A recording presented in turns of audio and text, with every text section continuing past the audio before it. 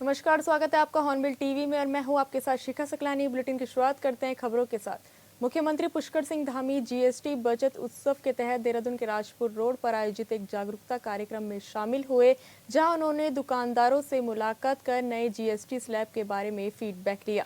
इस मौके पर उन्होंने कहा कि 15 अगस्त को लाल किले से प्रधानमंत्री ने कहा था कि जीएसटी में जल्द ही ऐसे प्रावधान लाए जाएंगे जिनसे आम आदमी, मध्यम वर्ग और उच्च वर्ग को फायदा होगा। इसलिए जीएसटी दरों में कटौती 22 सितंबर यानी नवरात्रि के पहले दिन से लागू हो गई है। इससे सभी को फायदा हो रहा है। जरूरी सामान अब सस्ते हो गए हैं। दुकानदार मुझे बता रहे हैं कि इसका बहुत अच्छा असर हो रहा है। ये एक ऐतिहासिक और क्रांतिकारी फैसला है।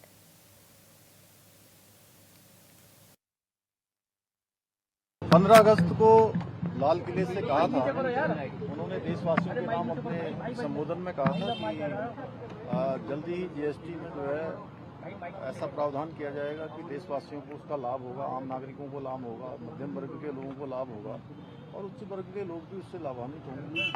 तो ये जो जीएसटी का रिडक्शन है ये 22 सितंबर कल से लागू हो गया है, नवरात्र के पहले दिन से, और इसके कारण से सभी को बड़ा लाभ हो रहा है और जो आवश्यक वस्तुएं, उपयोग की वस्तुएं सभी अब सस्ती हो गई हैं और इससे बहुत बड़ी सेल भी होने वाली है। मैं बहुत सारे यहाँ पर स्टोर पर गया हूँ, दुकानों पर गया हूँ, तो मुझे उन्होंने सबने बताया है कि इसका बहुत बड़ा असर दिखाई दे रहा है।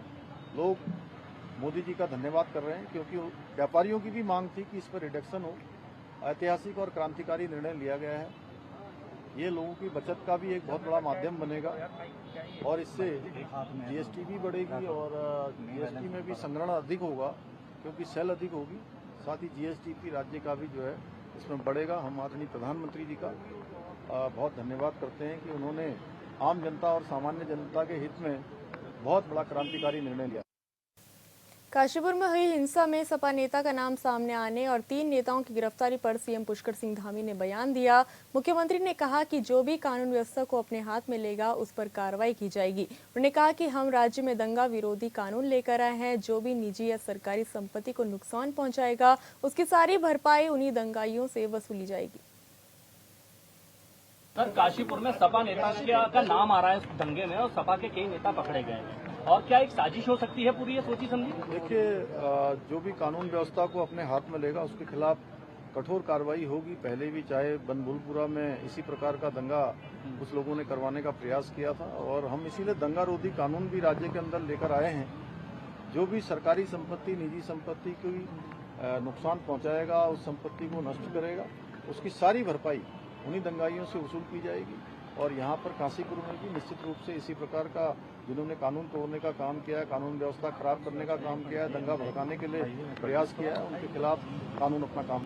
देखिए, ये बहुत दुर्भाग्यपूर्ण है कि इस प्रकार से लोगों को भड़काना और दंगा कराना, एक वर्ग विशेष के लोगों को उसके लिए उत्तेजित करना और एक माहौल खराब करना, ये किसी भी कीमत पर कोई भी जो है इसको ठीक नहीं मानेगा। उत्तराखंड में कतई जो है बर्दाश्त नहीं। देखिए, जब वो हर मुद्दे पर जो है आरोप लगाते हैं और जब कुछ नहीं मिलता है तो उनको तब भी कहना चाहिए कि नहीं, अच्छा काम हुआ है और इसमें जो है पारदर्शिता के साथ काम हुआ है और जांच में सब सही पाया गया है। तो थोड़ा उन लोगों को भी कहना चाहिए, हम तो पहले ही कह रहे थे। बीजेपी मुख्यालय देहरादून में पार्टी के नवनियुक्त पदाधिकारी ने आज पदभार ग्रहण किया है। इस अवसर पर बीजेपी कार्यालय पर हवन पूजन भी किया गया। वहीं बीजेपी प्रदेश अध्यक्ष महेंद्र भट्ट का कहना है कि 2027 विधानसभा चुनाव को देखते हुए सभी पदाधिकारियों को जिम्मेदारी सौंपी जा रही है।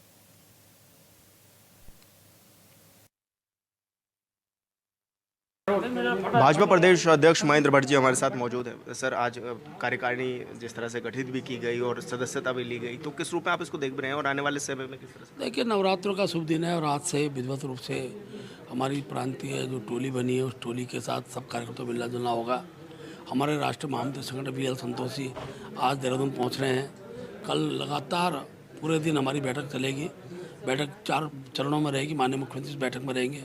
हमारे प्रभारी दुष्यंत गौतम जी, सह प्रभारी रेखा वर्मा जी बैठक में रहेगी। मुख्य रूप से बैठक का जो एजेंडा है, जहाँ संगठन विस्तार, बूथ को मजबूत करना रहेगा, वहीं 2027 के चुनाव के लिए किस प्रकार की रणनीति हमारी बने, कौन कौन से ऐसे विषय जिन विषयों को हम जनता के बीच में ले जा सकते हैं, माननीय मुख्यमंत्री जी द्वारा जो हमारे घोषणा पत्र था, उस घोषणा पत्र में जो वादे पूर्ण हुए हैं उनको जनता तक पहुंचाने का हमारा कार्यक्रम का स्वरूप क्या रहेगा, इन सब की चर्चा हम अपनी कार्यसमिति की बैठक में करेंगे। इस टीम में युवा भी देखने को मिले हैं। 2027 के लिए किस तरह का फोकस किया जा रहा है? युवाओं को साध रहे हैं, महिलाओं को साध रहे हैं? ये सब प्रकार की टीम है। बहनों को भी हमने पहली बार बहुत प्रतिनिधि दिया, हमारी महामंत्री पद पर हमने बहन को दायित्व दिया। तो मैं कह सकता हूँ कि युवा है, महिला है, अनुसूचित जाति है, एसटी क्षेत्र है, ओबीसी क्षेत्र है, सब प्रकार का सामंजस्य हमारी टीम में बना हुआ है और सब लोग 2027 चुनाव के लिए काम करेंगे। इस तरह से टास्क भी आप लोग दे रहे हैं? नहीं, अभी शुरुआत है। टास्क हमारा बूथ ही होता है और बूथ जीता चुनाव जीता हमारा नारा भी है और बूथ को केंद्रित करते हुए रणनीति का हिस्सा रहेगा। जी, धन्यवाद सर हमसे बातचीत करने के लिए। महेंद्र भट्ट जी हमारे साथ है,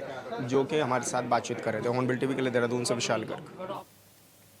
जीएसटी में कटौती की नई दरें 22 सितंबर से देश भर में लागू हो गई है और बीजेपी इसे ऐतिहासिक कदम बता रही है, जिस पर विपक्ष सवाल उठा रहा है। कलम किताब तक और कृषि यंत्रों पर 8 वर्षों तक सरकार ने लाखों करोड़ों रुपए की वसूली की और अब सरकार कह रही है कि पीएम मोदी ने त्योहारों से पहले जनता को सौगात दी है, जिसे विपक्ष ने अजीब बताया है।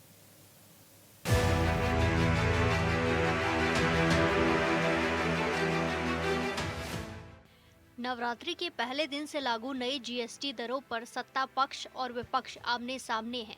पीएम मोदी से लेकर सारे बीजेपी नेता अपने अपने राज्यों, जिलों में प्रेस कॉन्फ्रेंस कर रहे हैं और इसे ऐतिहासिक बता रहे हैं। पीएम मोदी ने इसे जीएसटी बचत उत्सव बताया तो विपक्ष ने अपनी मांग पूरी न होने का दावा किया। रोजमर्रा की चीजें सस्ती होने से आम जनता को राहत तो मिली है, लेकिन कई सवालों के साथ। शक नहीं है कि जीएसटी की नई दरों से आम जनता को थोड़ी सी राहत तो मिली है, लेकिन सवाल है कि जब विपक्ष बार बार जीएसटी में कटौती की बात कर रहा था, तब ध्यान क्यों नहीं दिया गया। 15 अगस्त को लाल किले से कहा था, उन्होंने देशवासियों के नाम अपने संबोधन में कहा था कि जल्दी ही जीएसटी में जो है ऐसा प्रावधान किया जाएगा कि देशवासियों को उसका लाभ होगा, आम नागरिकों को लाभ होगा, मध्यम वर्ग के लोगों को लाभ होगा और उच्च वर्ग के लोग भी उससे लाभान्वित होंगे। तो ये जो जीएसटी पर रिडक्शन है, ये 22 सितंबर कल से लागू हो गया है, नवरात्र के पहले दिन से। बीजेपी के सारे नेता जीएसटी सुधार को ऐतिहासिक बता रहे हैं और पीएम मोदी से लेकर पार्टी के सभी इसे तोहफा बता रहे हैं। उत्तराखंड के सीएम पुष्कर सिंह धामी का कहना है कि हमारा प्रयास है कि ये जागरूकता अभियान केवल प्रचार तक सीमित न रहे, बल्कि इसमें आमजन की सहभागिता भी सुनिश्चित हो। जीएसटी की संशोधित दरों से प्रदेश की आर्थिकी को मजबूती मिलेगी और वोकल फॉर लोकल और लोकल टू ग्लोबल की दिशा में राज्य को गति मिलेगी। जीएसटी की नई दरें लागू होने के बाद न केवल व्यापार को बढ़ावा मिलेगा, बल्कि उपभोक्ताओं और उत्पादकों दोनों को इसका लाभ प्राप्त होगा। सीएम का कहना है कि पीएम मोदी ने त्योहारों से पहले जनता को तोहफा दिया है। इसके कारण से सभी को बड़ा लाभ हो रहा है और जो आवश्यक वस्तुएं, उपयोग की वस्तुएं सभी अब सस्ती हो गई हैं और इससे बहुत बड़ी सेल भी होने वाली है। मैं बहुत सारे यहाँ पर स्टोर पर गया हूँ, दुकानों पर गया हूँ, तो मुझे उन्होंने सबने बताया है कि इसका बहुत बड़ा असर दिखाई दे रहा है। कांग्रेस ने जीएसटी सुधारों के लागू होने से पहले पीएम मोदी के संबोधन पर भी सवाल उठाए। कांग्रेस नेताओं ने जीएसटी उत्सव पर तीखा प्रहार करते हुए कहा कि 8 साल में 55 लाख करोड़ रुपए वसूलने का घाव देने के बाद सुधारों का ये कदम उठाया गया है। कांग्रेस के अध्यक्ष और पार्टी के नेताओं का कहना है कि 8 वर्षों तक लाखों करोड़ों रुपए वसूलने के बाद राहत देकर पीएम मोदी क्रेडिट लेने की कोशिश कर रहे हैं, जबकि सुधारों का कदम जीएसटी काउंसिल ने लिया है। मोदी जी का धन्यवाद कर रहे हैं क्योंकि व्यापारियों की भी मांग थी कि इस पर रिडक्शन हो। ऐतिहासिक और क्रांतिकारी निर्णय लिया गया है। ये लोगों की बचत का भी एक बहुत बड़ा माध्यम बनेगा और इससे जीएसटी भी बढ़ेगी और जीएसटी में भी संग्रहण अधिक होगा क्योंकि सेल अधिक होगी। साथ ही जीएसटी की राज्य का भी जो है इसमें बढ़ेगा। हम आदरणीय प्रधानमंत्री जी का बहुत धन्यवाद करते हैं कि उन्होंने आम जनता और सामान्य जनता के हित में बहुत बड़ा क्रांतिकारी निर्णय लिया। कांग्रेस नेताओं का कहना है कि नरेंद्र मोदी की सरकार ने कांग्रेस के सरल और कुशल जीएसटी के बजाय अलग अलग 9 स्लैब से वसूली कर गब्बर सिंह टैक्स लगाया है और 8 साल में 55 लाख करोड़ रुपए से ज्यादा वसूले। अब आप 2.5 लाख करोड़ रुपए के बचत उत्सव की बात करके जनता के गहरे घाव देने के बाद मामूली बैंडेज लगाने की बात कर रहे हैं। जनता कभी नहीं भूलेगी कि आपने उनके दाल चावल अनाज पेंसिल किताबें इलाज किसानों के ट्रैक्टर सबसे जीएसटी वसूली थी। पार्टी आज नौटंकी पार्टी बन के रह गई है। पहले 8 साल तक जनता पर जीएसटी थोप करके जनता की गाड़ी कमाई लूटने का काम भाजपा सरकार ने किया और अब जब देख रही है कि भाजपा की उल्टी गिनती शुरू हो गई है, जनता में आक्रोश बढ़ रहा है। राहुल गांधी जी लगातार जीएसटी घटाने की मांग कर रहे थे, अब दबाव में जीएसटी घटाई गई तो उसका उत्सव मना रहे हैं। जनता पूछ रही है कि जो 8 साल तक जीएसटी के नाम पर जनता की गाड़ी कमाई भाजपा सरकार ने लूटी है, ये उसका उत्सव है। जनता के गले भाजपा की नीतियां आज नहीं उतर रही हैं और भारतीय जनता पार्टी अपनी ही नोटंकी में उलझ करके रह गई है। 1 जुलाई 2017 को पूरे देश में जीएसटी को आधिकारिक रूप से शुरू किया गया था, जिसमें वैट, सेवा टैक्स और एक्साइज ड्यूटी जैसे कई अप्रत्यक्ष टैक्स को बदल दिया गया था। दावा किया गया था कि इससे सभी वर्गों को बड़ी राहत मिलेगी, लेकिन लागू होने के बाद आम जनता की जिंदगी में बहुत ज्यादा बदलाव नहीं आया। सच तो यह है कि साल दर साल महंगाई बढ़ी और जनता को परेशानी हुई। कई बार जीएसटी काउंसिलिंग की बैठक हुई और बदलाव भी किए गए, लेकिन राहत के नाम पर कुछ नहीं मिला। अब 8 वर्षों के बाद थोड़ी राहत दी गई है, तो इसे जीएसटी उत्सव का नाम देकर प्रचार प्रसार किया जा रहा है और पीएम मोदी से लेकर बीजेपी के कार्यकर्ता तक शामिल हैं। Bureau report, hornbill TV.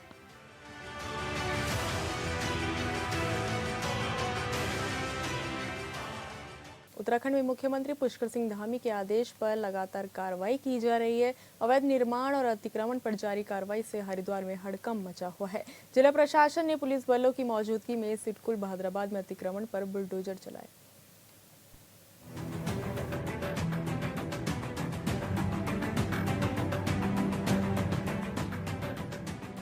मुख्यमंत्री पुष्कर सिंह धामी के निर्देश पर हरिद्वार में अतिक्रमण के खिलाफ बड़ी कार्रवाई की गई। जिलाधिकारी मयूर दीक्षित के आदेश पर प्रशासन, सिटकुल प्रबंधन और भारी पुलिस बल की मौजूदगी में सिटकुल बहादुराबाद हाईवे के दोनों ओर फैले अतिक्रमण को जेसीबी से हटा दिया गया। जनपद में लगातार अतिक्रमण जो हो रखे हैं उनको हटाने की कार्रवाई की जा रही है। इसमें हमारे जो शहरी क्षेत्र हैं, साथ ही ग्रामीण क्षेत्र हैं और जो सिंचाई विभाग की जमीन है, लगातार सभी उप जिलाधिकारी अपने अपने क्षेत्र में अतिक्रमण हटा रहे हैं और इसमें हमने रिसेंटली कुंभ मेला क्षेत्र में काफ़ी अतिक्रमण हटाया है। सिंचाई विभाग की जो नहर है उसके किनारे भी अतिक्रमण हटाने की कार्रवाई की जा रही है और आने वाले समय में क्योंकि त्योहारी सीजन भी होगा तो मार्केट्स में भी व्यापारियों के साथ, उनके संगठनों के साथ बैठकर रास्ते हमारे खुले रहें, कोई घटना ना हो, इसके लिए अतिक्रमण हटाने की कार्रवाई जारी रहेगी।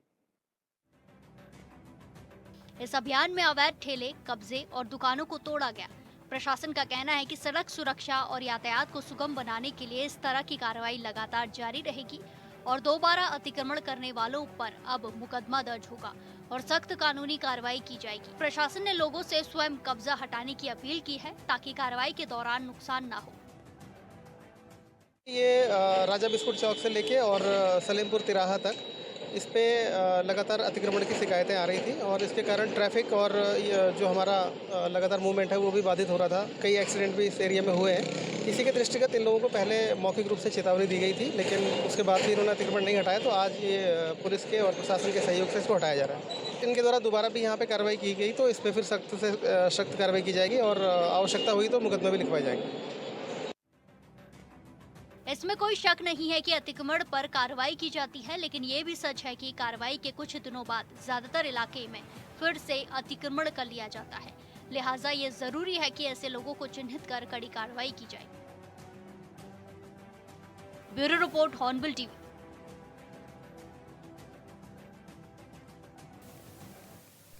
उत्तरकाशी जिला अस्पताल में पहले ही बेहतर सुविधाएं नहीं होने पर मरीजों को परेशानी हो रही थी और अब ओपीडी बंद होने से मरीज इलाज के लिए इधर उधर भटक रहे हैं। डॉक्टरों ने धरना शुरू कर दिया जिससे लोगों को परेशानी हो रही है।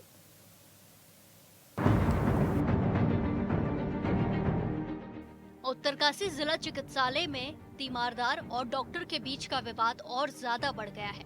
डॉक्टरों ने दूसरे दिन अस्पताल की ओपीडी बंद कर अपना विरोध जताया है और तीमारदार की गिरफ्तारी के लिए थाने में आवेदन देकर मामला दर्ज कराया। डॉक्टर दानिश जमाल के साथ जो किसी अज्ञात महिला द्वारा जो अपहृतता की गई, उसके संबंध में जो डॉक्टर स्ट्राइक में गए हैं, इन्होंने हमें कल लिख के दिया था, तो हमने जो है यहाँ से लेटर डीएम साहब, एसपी साहब और सब प्रशासन को दे दिया था, जिसमें उन्होंने यहाँ पर आज जो है एसडीएम साहब भी आए थे, डीएम साहब से वार्ता हुई है, विधायक जी से भी उन्होंने एश्योर किया है कि जो है जिसने भी जो है हत्या की है उसके खिलाफ जो है कार्रवाई की जाएगी। और बाकी पुलिस में एसओ मैडम, एसडीएम मैडम आए थे। ओपीडी का बहिष्कार कर रहे डॉक्टरों का कहना है कि जिला चिकित्सालय में आए दिन ऐसी घटनाएं घट रही हैं, जिसके कारण उनका काम करना मुश्किल हो गया है। ऐसे में जब तक तीवारदार की गिरफ्तारी नहीं होती है, तब तक कार्य बहिष्कार जारी रहेगा। बाकी जो इस घटना का तो हम भी निंदा करते हैं कि ऐसा अवैध व्यवहार नहीं होना चाहिए किसी भी डॉक्टर के साथ या कर्मचारी के साथ ही हम जो है पुलिस चौकी के लिए हमने कह दिया कि यहाँ पर जो है 24 आवर पुलिस चौकी के लिए हम स्थान ढूंढ रहे हैं। तो संजय वाले जिन्होंने कहा था, उसका हमने एसपी महोदय ने भी लेटर लिखा था हमने, और एसओ ने भी कहा कि जैसे हमारे पास स्थान उपलब्ध होता है, जो हमारे पास हो गया उसमें उसकी पुलिस चौकी की कार्रवाई भी जल्दी जो शुरू कर दी जाएगी। हाँ, इसमें एफ आई आर होगी। सर, इस बीच अगर कोई घटनाएं होती है तो क्या सभी ओपीडी बंद है इस समय, तो क्या हो सकता है इस कंडीशन में? हमारे इनसे बातें हुई हैं, तो उसमें हमारी आवश्यक सेवा जैसे है, इमरजेंसी है, जैसे अभी आज हमारे जो इमरजेंसी ओटी भी लगी है, तब तो संभालने के ऑपरेशन से जो बच्चा जो है पैदा हुआ है वो भी चल रही है हमारे। बाकी जितनी भी आवश्यक सेवा हमारे कैंप ड्यूटी हैं, जो नेशनल प्रोग्राम चल रहे हैं, पोस्टमार्टम सेवा, वीआईपी ड्यूटी सब चल रही है।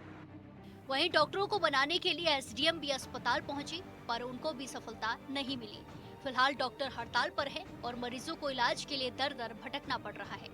आरोप है कि एक मरीज के परिजनों ने इलाज में देरी पर न सिर्फ धमकी दी, बल्कि गाली गलौज भी की है। लाओ हमारा पर्चा वापस कर दो और हम कहीं और दिखाएंगे। तो मैंने कहा यार बहस कर रही है, बहस करने में कोई फायदा नहीं है, और वैसे भी महिला है तो बेहतर यही है, मैंने कहा आप किसी और डॉक्टर को दिखा दो, बेहतर यही है कि अगर जल्दी दिखाना है तो। और वैसे भी मैंने कहा आप जो कह रही हो कि आपका तीसरा पर्चा लगा हुआ था, तो मैं इस वक्त जो है हर पर्चे पर, जब पर्ची पहले तो कोई आपसे नहीं कटती है, यहाँ पर जो है एक कंप्यूटराइज्ड फॉर्मेट होता है, उसमें जो होता है दिनांक, नाम, उम्र, सेक्स, ये सब जो है छप के आता है, और उसी के साथ नीचे में टाइम होता है जिसके अनुरूप ही पर्चे लगाए जाते हैं। तो जैसे जैसे पर्चे कटती आती है वैसे वैसे नाम लगाए जाते हैं, वो उस पर पर्चे चढ़ा दिए जाते हैं। बस यही है कि उसने जो है बहुत ही अपशब्द का इस्तेमाल किया, मेरे साथ भी बहस करी, और ये बोला कि जो है जाति सूचक शब्दों का इस्तेमाल किया, और मतलब ऐसे शब्द जो कि मैंने कभी अपनी उम्र में कभी किसी के मुँह से सुने भी नहीं, और वो चीज़ जो मतलब इतने सालों में मेरे साथ कभी घटित नहीं हुई थी कि बदतमीजी भी करी। हमने जो है जो एफआईआर कल हमने करा दी है, और जो है उसको जल्द से जल्द उसको पकड़ा जाए, और वैसे भी जो मतलब और कानूनी तरीके से जो भी प्रक्रिया है, जो नियम है, जो धाराएं हैं, उस पर एक्शन। उत्तरकाशी जिला अस्पताल में पहले से कई व्यवस्थाओं को लेकर कई तरह के सवाल उठ रहे हैं। दूर दराज से इलाज कराने पहुंच रहे मरीजों के परिजनों का कहना है कि किसी एक व्यक्ति की वजह से किसी भी मरीज का इलाज न करना कहीं से भी ठीक नहीं है। जिसने गलती की है उस पर कार्रवाई की जानी चाहिए, लेकिन डॉक्टर इलाज नहीं कर रही है।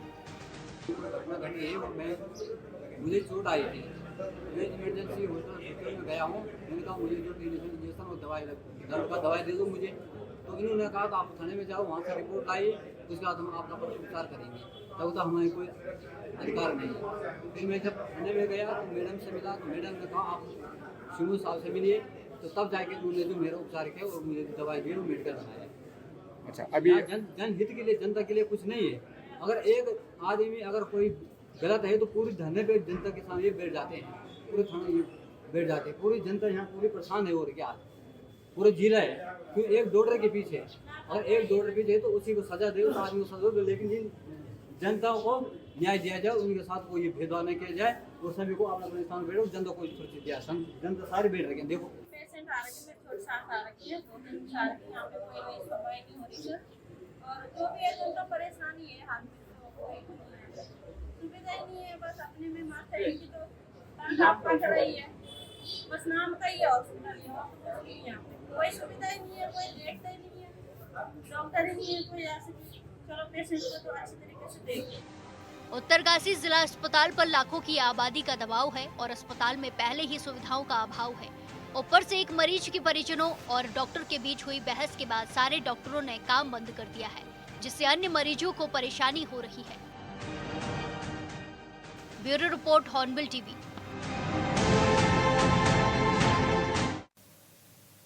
आपको बता दें कि उत्तरकाशी में डॉक्टरों की हड़ताल दूसरे दिन भी जारी रही, जिसके चलते मरीजों को काफ़ी परेशानियों का सामना करना पड़ रहा है। ओपीडी 2 दिन से बंद है। जिला अस्पताल में डॉक्टरों का धरना लगातार जारी है।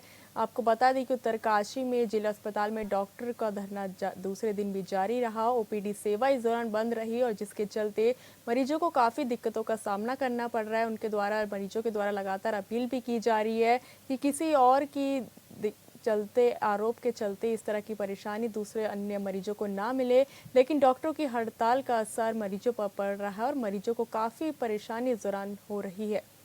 आपको बता दें कि उत्तरकाशी में जिला अस्पताल में डॉक्टरों का धरना जारी है। डॉक्टर लगातार एक मरीज उनके द्वारा भद्रता की गई थी एक डॉक्टर के साथ, जिसके बाद से धरना लगातार जारी है और दूसरे दिन ओपीडी भी बंद देखने को मिली, जिसके चलते मरीजों को काफ़ी दिक्कतों का सामना करना पड़ रहा है। मरीज के द्वारा गाली गलौज डॉक्टर के साथ की गई थी, जिसके बाद से आक्रोशित डॉक्टरों ने ओपीडी बंद की और ये दूसरे दिन भी ओपीडी जो है वो बंद रही।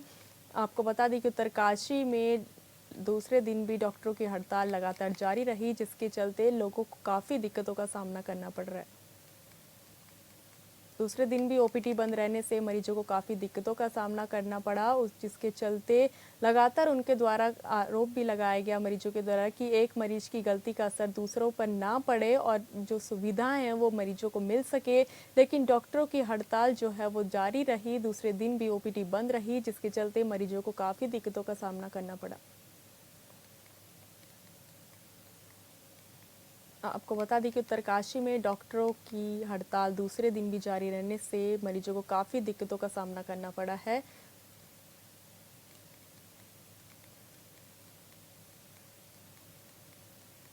वहीं इस वक्त बड़ी खबर देहरादून से है, जहां यूके SSSC पेपर लीक में बड़ी सफलता मिली है। मास्टरमाइंड खालिद को पुलिस ने दबोचा है। पुलिस कर रही है खालिद से पूछताछ। पुलिस की 5 टीमें कर रही थी तलाश। आपको बता दें कि यूके SSSC पेपर लीक मामले में बड़ी सफलता पुलिस को मिली है। मास्टरमाइंड खालिद को पुलिस ने धर दबोचा है। पुलिस खालिद से लगातार पूछताछ कर रही है।